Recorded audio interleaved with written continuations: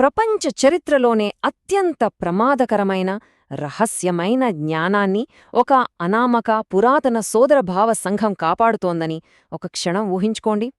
వినడానికే చాలా థ్రిల్లింగ్గా ఉంది కదూ? అవును, ఈనాటి మన విశ్లేషణల్లో హిస్టరీలోనే అంతు చిక్కని ఒక మిస్టరీ, ద 9 అన్నోన్ మెన్ గుట్టు విప్పుదాం. ఇక డైరెక్ట్గా విషయంలోకి వెళ్ళిపోదాం. అసలు టెక్నాలజీ మన నైతికతను మించిపోతే ఏం జరుగుతుంది? ఇదొక మామూలు ప్రశ్న కాదండి. ఈ ఒక్క ప్రశ్న చుట్టూనే ఈ ప్రాచీన రహస్యాలు, మోడ్రన్ పరిణామాలు అంతా అల్లుకునున్నాయి. ఈ అదృశ్య సమాజం మొత్తం ఈ పాయింట్ మీదే నడుస్తుందన్నమాట. మొదటి భాగం, అశోకుడి డార్క్ అవేకనింగ్. అసలు ఈ రహస్యానికి నాంది ఎక్కడ పడింది చూద్దాం. దీనికోసం మనం క్రీస్తుపూర్వం 261కి వెళ్ళాలి. కళింగ యుద్ధం మీకందరికీ తెలిసే ఉంటుంది. అక్షరాల 1,00,000 మంది ప్రాణాలు కోల్పోయారు. ఆ భయంకరమైన మారణహోమం, ఆ రక్తం చూసి మౌర్య చక్రవర్తి అశోకుడు ఎంతలా చలించిపోయాడంటే ఇక జీవితంలో హింస వైపు వెళ్లకూడదని డిసైడ్ అయ్యాడు. అక్కడితో ఆగలేదు.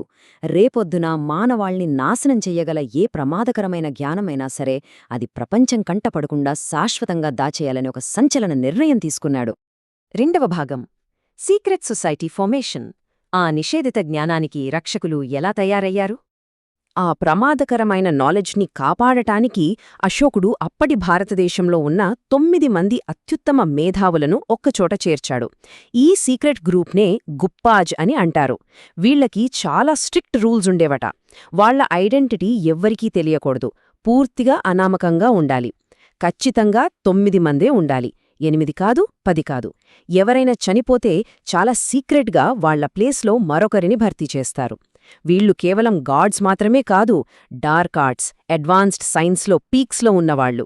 నిజంగా చెప్పాలంటే తెర వెనుక ఉండి నడిపించే ఒక పవర్ఫుల్ అదృశ్య శక్తి వీళ్లు. మూడవ భాగం, ఆ 9 నిషేధిత పుస్తకాలు. లేదా దీన్ని ఒక విజ్ఞాన ఆయుధాగారం అని కూడా అనొచ్చు. ఈ 9 మంది దగ్గర ఉన్న ఆ 9 పుస్తకాల్లో మామూలు సమాచారం లేదండి. ఒక్కో బుక్ అసలు మనుషుల తలరాతనే మార్చేగల ఒక భయంకరమైన సైన్స్. వాటిల్లో ఏముందో క్విక్గా చూద్దాం. మొదటి బుక్ ప్రచార సాధనాలు, అంటే జనాల మైండ్ సెట్ని ఎలా కంట్రోల్ చేయాలి అనే దాని గురించి. రెండోది ఫిజియాలజీ, కేవలం ఒక్క టచ్తో ప్రాణాలు తీసేగల నాడీ వ్యవస్థ నియంత్రణ గురించి. మూడోది మైక్రోబయాలజీ, బయోలాజికల్ వార్ఫేర్ గురించి. నాలుగోది ఆల్కెమీ. ఐదోది కమ్యూనికేషన్, అది కూడా ఏలియన్స్తో మాట్లాడే యూనివర్సల్ గ్రామర్. ఆరోది గ్రావిటీ. ఏడోది కాస్మాలజీ. ఎనిమిదోది కాంతిని ఆయుధంగా మార్చడం. ఇక లాస్ట్ 9వ బుక్ సోషియాలజీ, అంటే ఒక సమాజం ఎప్పుడు నాశనమవుతుందో ముందే లెక్కగట్టి చెప్పేయడం. మైండ్ బ్లోయింగ్ కదూ? ఇక్కడ మనం ఇంకో ఇంట్రెస్టింగ్ పాయింట్ మాట్లాడుకోవాలి. ఈ బుక్స్లో ఉన్న నాలెడ్జ్కి 2 కోణాలున్నాయి. ఫర్ ఎగ్జాంపుల్ 4th బుక్ ఆల్కెమీనే తీసుకుందాం. పైకి చూస్తే ఇనుమును బంగారంగా మార్చి ప్రపంచ ఆర్థిక వ్యవస్థను గుప్పెట్లో పెట్టుకోవడం అనిపిస్తుంది. కానీ దీని అసలర్థమేంటో తెలుసా? మన అజ్ఞానాన్ని పరిపూర్ణమైన జ్ఞానంగా మార్చడం. అంటే బంగారాన్ని సృష్టించడం కంటే మన హ్యూమన్ కాన్షియస్నెస్ని, మన చైతన్యాన్ని మార్చడం ఎంతో పవర్ఫుల్ అన్నమాట. అలాగే 6వ బుక్ గ్రావిటీ గురించి చూద్దాం. ఇందులో యాంటీ గ్రావిటీ టెక్నాలజీతో విమానాలు ఎలా తయారు చెయ్యాలో ఉందనేది ఒక వాదన. కానీ యోగశాస్త్రం ప్రకారం ఇది లఘిమ గురించి చెబుతోంది. లఘిమ అంటే మన ఆధ్యాత్మిక శక్తితో బరువును పూర్తిగా కోల్పోయి నేచర్ రూల్స్ని బ్రేక్ చేసి గాలిలో తేలడం. అంటే ఇక్కడ కేవలం మెషిన్స్ గురించే కాదు, మన మైండ్కి ఉండే అన్లిమిటెడ్ పవర్ గురించి కూడా వీళ్లు ముందే స్టడీ చేశారన్నమాట.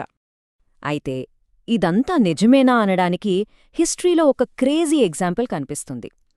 1890లలో అలెగ్జాండర్ యర్సన్ అనే ఒక ఫ్రెంచ్ సైంటిస్ట్కి ఈ 3వ పుస్తకం, అదేనండి మైక్రోబయాలజీకి సంబంధించిన కొన్ని సీక్రెట్స్ ఉద్దేశపూర్వకంగా లీక్ చేశారనే ఒక రూమరుంది. ఆ హింట్స్ వల్లే ఆయన ప్లేగు వ్యాధికి కారణమయ్యే బ్యాక్టీరియాను కనుక్కోగలిగాడని చెప్తుంటారు. దీనిబట్టి ఏమర్థమవుతోంది? నాలెడ్జ్ని ఎప్పుడూ ఎంతవరకు బయటపెట్టాలో డిసైడ్ చేసేది ఆ అదృశ్య వ్యక్తులే అనిపిస్తోంది కదా. 4వ భాగం, science and the third eye. Modern సైన్స్కి ఈ పురాతన జీవశాస్త్రానికి ఉన్న లింకేంటి? ఈ రహస్య సంఘాలు చెప్పిన ఆధ్యాత్మిక విషయాలకి ఇప్పుడు మోడర్న్ సైన్స్ కూడా కొన్ని ప్రూఫ్స్ చూపిస్తోంది. అదే ఈ క్యాల్సైట్ ఎఫెక్ట్.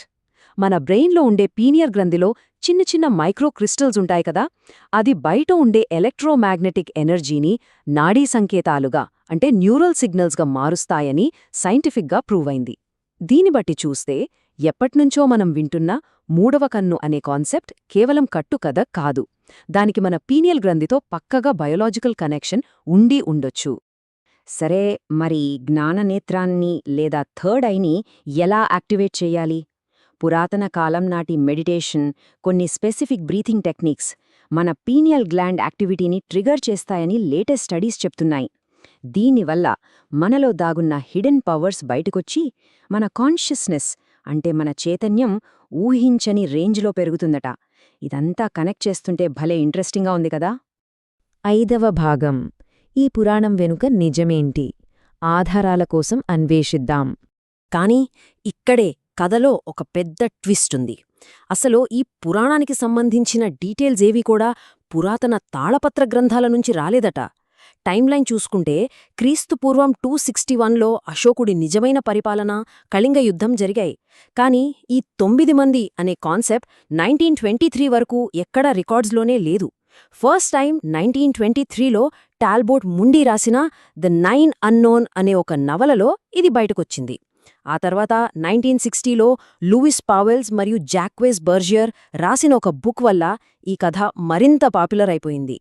సో ఇక్కడ అసలు పాయింట్ ఏంటంటే, ఇందాక మనం మాట్లాడుకున్న ఆ 9 పుస్తకాల లిస్టుంది చూసారా, దాన్ని నిజానికి 20వ శతాబ్దంలో ఈ రచయితలే క్రియేట్ చేశారు.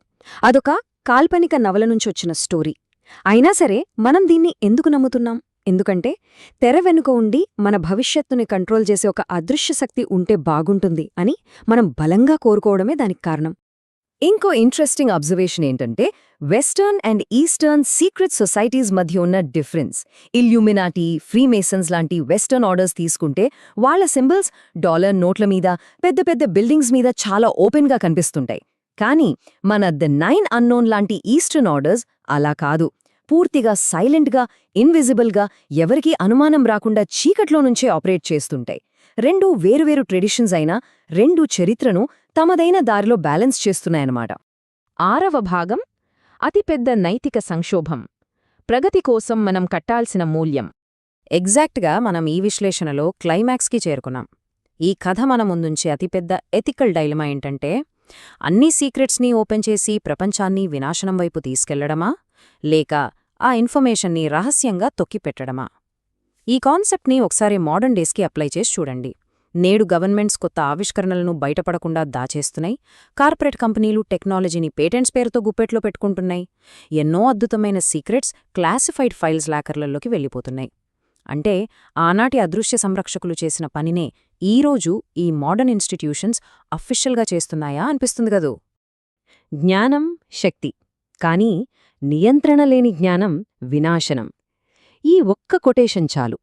ప్రపంచాన్ని మార్చేసే ఇన్ఫర్మేషన్ ఒకరి చేతిలో ఉంటే ఆ బాధ్యత ఎంత భయంకరంగా ఉంటుందో చెప్పడానికి. టెక్నాలజీ అనేది మన నైతికతను దాటిపోతే ఎలాంటి ప్రమాదం వస్తుందో చెప్పడానికి ఇదొక సాలిడ్ వార్నింగ్ లాంటిది.